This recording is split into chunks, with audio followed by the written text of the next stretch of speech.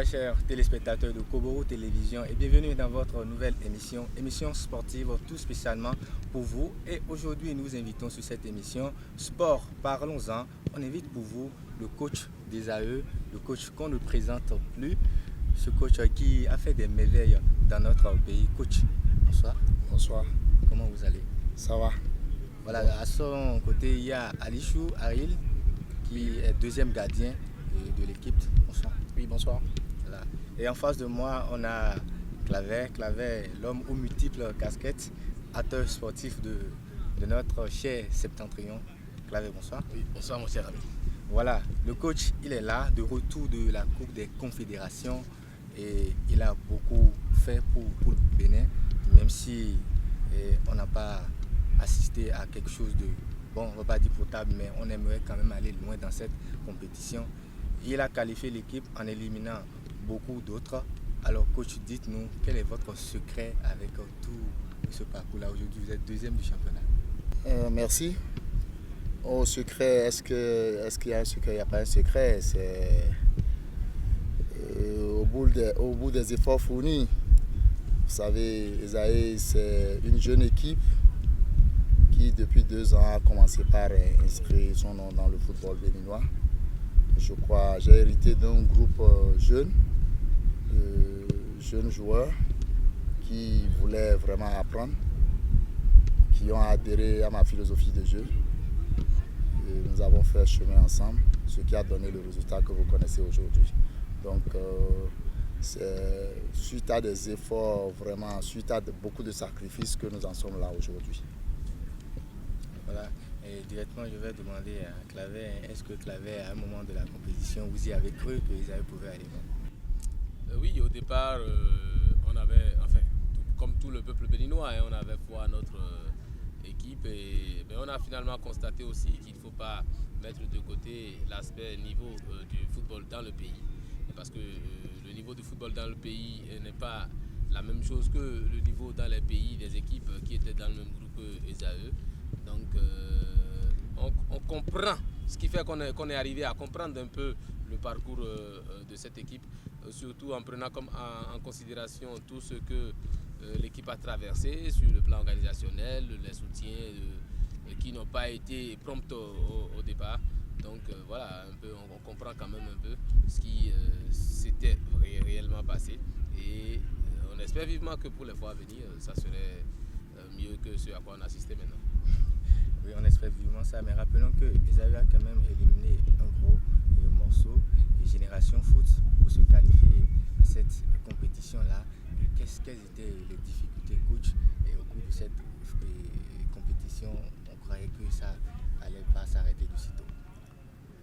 Non, mais moi je vais dire une chose parce qu'il faut prendre, comment dit-on, cette prouesse des AE en 2 phases. Il y a phase qualification en phase de poule et la phase de poule proprement dite. Esaïe, comme je venais de vous dire, c'est une jeune équipe qui participait pour la première fois à une compétition continentale et qui s'est hissée dans la phase de poule. Ça veut dire première participation, première qualification en phase de poule. Ça, il faut dire une chose en termes d'objectif, cet objectif-là a été pleinement atteint. À 100%, cet objectif a été atteint. Maintenant, puisqu'il s'agissait de jouer la phase de poule, et comme venait de dire Claver, vous savez, quand vous arrivez à ce stade de la compétition, vous rencontrez les cadors du football africain. Et quand vous devez faire partie de ces grands du football africain, il faut s'armer. Je crois que, comme il vient de le dire, s'il était permis de reprendre, nous n'allons pas aborder la phase de poule comme nous l'avons abordée, parce qu'il s'agissait pour nous de renforcer notre effectif quand on allait en phase de poule. Mais reconnaissez que Esaïe était un peu diminué de moyens financiers. Vous savez, qui dit renforcer son effectif parle de moyens financiers. Et là, cet aspect de la chose a fait défaut à l'équipe. Mais les jeunes qui étaient là ont décidé d'aller loin Et c'est ça le visage que nous avons présenté en phase de poule, qui n'est pas négligé. Parce que d'abord, le tirage n'a pas été clément pour nous. On tombe dans une poule où il n'y a que les cadors du football africain, en l'occurrence même Racine Renaissance Sportive de Berkane, qui est le vice-champion de cette compétition.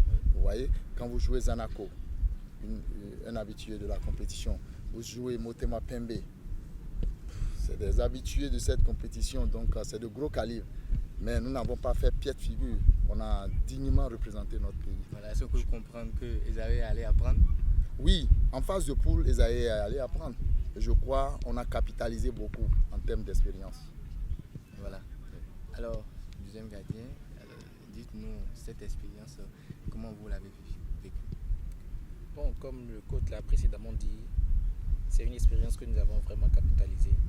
Parce que, avant toute chose, nous nous sommes retrouvés à un niveau où, en toute franchise, on ne s'y attendait pas du tout. Dieu aidant, bien sûr, nous avons pu saisir l'opportunité qui nous a été présentée, c'est-à-dire produire le maximum et le meilleur du jeu que nous avons le faire sur le plan national. Mais il s'est avéré que ce jeu que nous avons si bien le faire était insuffisant face à une expérience continentale. Donc nous avons acquis en connaissance, en expérience, et nous aimerions pour les fois à venir, que ce soit pour les AE, que ce soit pour les clubs qui vont nous suivre, qui vont suivre nos pas, que cette expérience apporte au football béninois une progression. Voilà, merci beaucoup. Vu toutes ces difficultés-là, Claver, alors dites-nous quels sont les autres clubs de notre pays pourront tirer. Non, mais vous savez, les autres, malheureusement ou heureusement, que Esaü a vécu cette situation, si on peut l'appeler ainsi, parce que ça va permettre à tous les clubs qui aspirent, à jouer sur le tableau continental, à se préparer et savoir déjà que le club en lui-même doit être capable financièrement de faire un certain nombre de choses avant d'espérer, parce que c'est espérer, avant d'espérer un soutien quelconque, que ce soit du gouvernement ou de la fédération. Donc, comme l'a dit le coach tout à l'heure, si c'était à refaire, Esaü n'allait certainement pas à refaire les mêmes erreurs, si on doit appeler ça erreur. Et je pense que les autres équipes doivent s'inspirer vraiment. S'ils veulent vraiment être continental, il va falloir qu'ils s'inspirent de l'expédition de Esaü en Coupe CAF pour pouvoir se préparer, histoire de mieux affronter. Cela ne voudra pas dire que quand eux ils seront là-bas, qu'il n'y aura pas d'autres difficultés, mais ça va quand même permettre de mettre de côté un certain nombre de choses. Voilà, merci beaucoup Claver pour votre analyse. Et là, désormais, cette compétition est derrière nous. On est en plein dans le championnat où Esaü est deuxième du championnat avec 27 points. Alors dites-nous désormais vos objectifs. On est plus campé maintenant sur le championnat. Oui, en termes d'objectifs, bon, vous savez, comme je l'ai toujours dit à tous ceux qui m'ont toujours interviewé, Esaü a un autre statut désormais. Il s'agit pour nous désormais de rester en haut là-bas parce que nous avons touché le sommet et il va falloir se maintenir. Et ce n'est pas facile de se maintenir. Donc désormais, Esaü a un autre statut et il faut le défendre ce statut. Ce n'est pas facile. Nous essayons de prendre les matchs les uns après les autres. Mais une chose est certaine, désormais, nous sommes tous campés sur le championnat.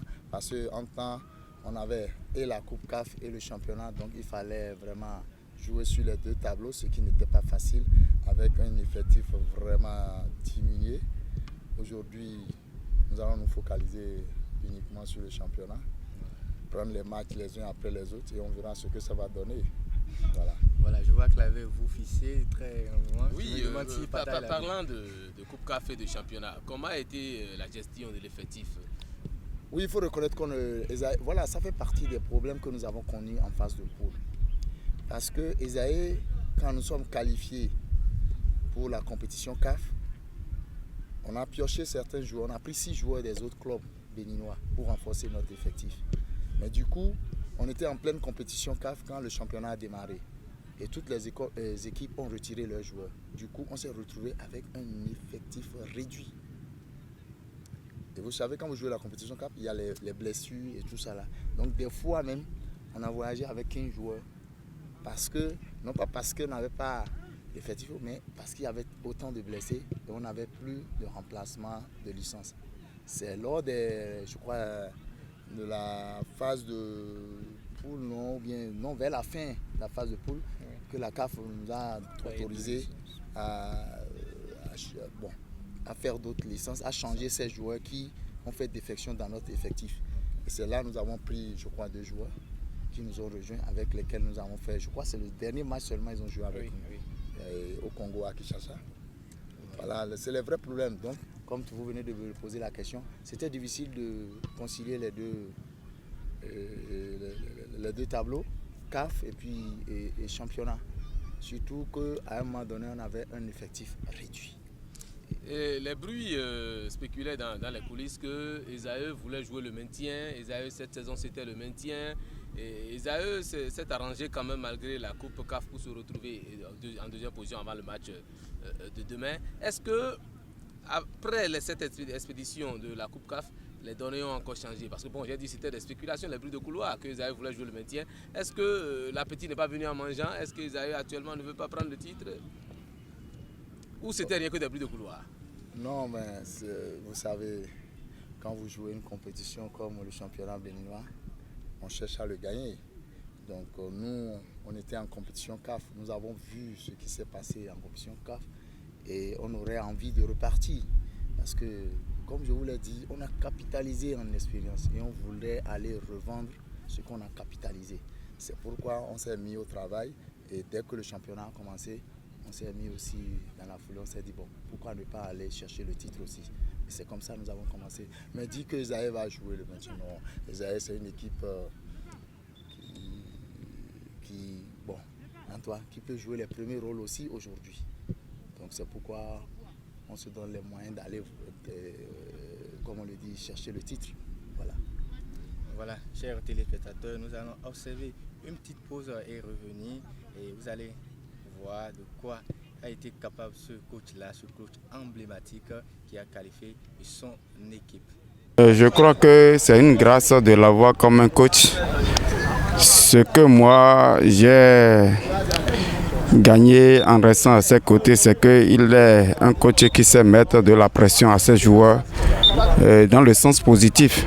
Avec lui, tu es toujours concentré et il n'a pas de temps à perdre pour des distractions. Il faut vraiment être concentré quand il est le temps, quand c'est le temps de travail. Il faut vraiment se concentrer pour faire le travail. Et quand les temps de divertissement arrivent, vous pouvez vous amuser. Par rapport au coach, j'aimerais dire que c'est quelqu'un qui aime le travail. Il est beaucoup rigoureux parce qu'il aime le beau football, le beau jeu. Avec lui, on apprend beaucoup. L'ambiance, je peux dire, il motive à chaque moment, même quand c'est dur. Il nous donne le moral de pouvoir aller de l'avant, même quand nous n'avons pas le moral. Donc, je dirais que c'est quelqu'un de grand pour moi, quoi. Bon, en fait, moi, c'est vrai que je suis un nouveau joueur. J'ai signé en début de saison à Esaü, mais avec le peu d'expérience que j'ai pu gagner avec le coach, bon, je peux dire qu'il est un coach et qui ne s'amuse pas avec son travail. À chaque fois, il est là pour nous motiver, il est là pour nous donner l'envie de bien travailler. C'est pourquoi moi je l'apprécie beaucoup, j'ai beaucoup gagné de lui et je sais que pour le moment, c'est le meilleur au pays et nous l'encourageons, nous les joueurs, nous le poussons à bout. Nous voulons qu'il soit fier de nous, c'est pourquoi nous travaillons avec lui. En tout cas, je suis fier de lui quand même. Voilà, vous venez de suivre des joueurs d'Esaü qui ont parlé longuement de leur coach. Un coach qui leur a fait beaucoup de bien en leur faisant voyager, en leur faisant qualifier à une coupe qui peut-être ils ne rêvaient pas jouer. Coach, ancien joueur des Lions de la Takora avec le titre en 84, ancien joueur et entraîneur de Requin. Je rappelle que vous avez gagné le titre avec Requin en 87. Vous avez été également coach de cette équipe-là. Aujourd'hui, coach de Esaü depuis 2015. Vous avez, comme je le disais tout à l'heure, envoyé cette équipe très loin. Alors dites-nous, je reviens encore sur la question d'où vient cette passion pour le coaching et également pour le football. Moi, je l'ai une fois dit sur les antennes, moi, depuis le bas âge, moi j'ai aimé le football, je fais le football et puis comme vous l'avez dit, j'ai été sélectionné en équipe. À l'époque, on parlait d'équipe provinciale de l'Atakora, très jeune. J'étais à Djougou, je jouais, il nous a sélectionné. On allait en équipe provinciale à Natitengou. C'est là que j'ai commencé. J'ai beaucoup aimé le football. Les requins m'ont, comme on le dit, m'ont remarqué au Lyon. Et ensemble, on m'a fait venir au requin de l'Atlantique. Je crois que je suis venu avec Brimakim, qui est actuellement entraîneur des Cavaliers. Voilà, je suis venu avec lui au requin. Bon, c'est là, ça a pris. Au fait, cette passion d'entraîneur, c'est venu comment? Moi, j'étais étudiant, joueur au requin. Et à l'époque, les requins recrutaient que des entraîneurs nigérians. Du coup, je servais d'interprète auprès de l'entraîneur. Voilà, donc c'est comme ça cette passion est arrivée. Et un jour, le président des requins a estimé que, vu mon bagage intellectuel, et puisque je m'exprimais très bien en anglais aussi, il fallait qu'on me confie la gestion de ce club, ce que j'ai fait pendant des années. C'est une fierté pour moi aujourd'hui parce que l'actuel capitaine de l'équipe nationale des écureuils, Stéphane Sessayon, je crois, pour ceux qui ont de la mémoire, c'est moi qui l'ai ramené d'Abidjan. Aujourd'hui, c'est une fierté pour moi. S'il joue à ce niveau et qu'il représente mon pays en tant que capitaine, c'est une fierté. Mais ma grande fierté, c'est ces jeunes des AE qui aujourd'hui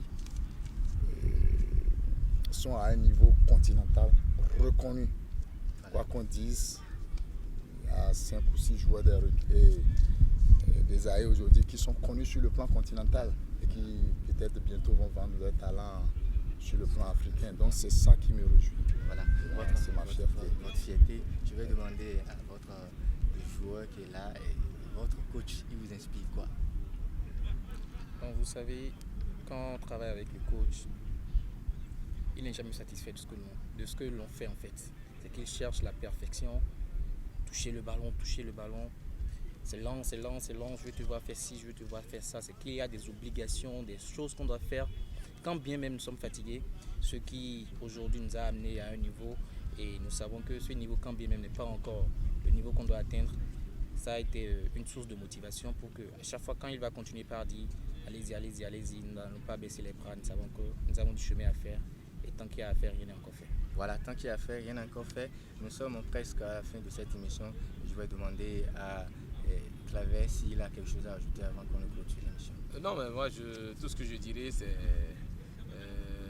que le coach nous dise comment il compte aborder les phases de retour. Est-ce qu'il y a eu des arrivées qui sont restées, des arrivées clandestines? Peut-être que c'est des secrets. Des secrets, voilà. Comment il compte aborder la phase de retour du championnat? Non, moi, je pense aborder la phase de retour avec le même effectif. Ces joueurs des AE que vous connaissez. Il n'y a eu que 2 arrivées qui vont faire leur entrée dans le championnat béninois qu'à la phase de retour. Sinon, en dehors de ces 2, c'est le même groupe que vous connaissez qui va amener les AE jusqu'à la fin du championnat. Autrement dit, on ne change pas une équipe qui gagne. Voilà, on ne change pas une équipe qui gagne. Et là, on est déjà à la fin de cette émission. Merci coach de nous avoir donné votre disponibilité. Merci au deuxième gardien Claver. Merci beaucoup. C'est déjà la fin. Sport, parlons-en. On se retrouve très prochainement pour une nouvelle émission, pour d'autres numéros de cette émission. Merci à vous.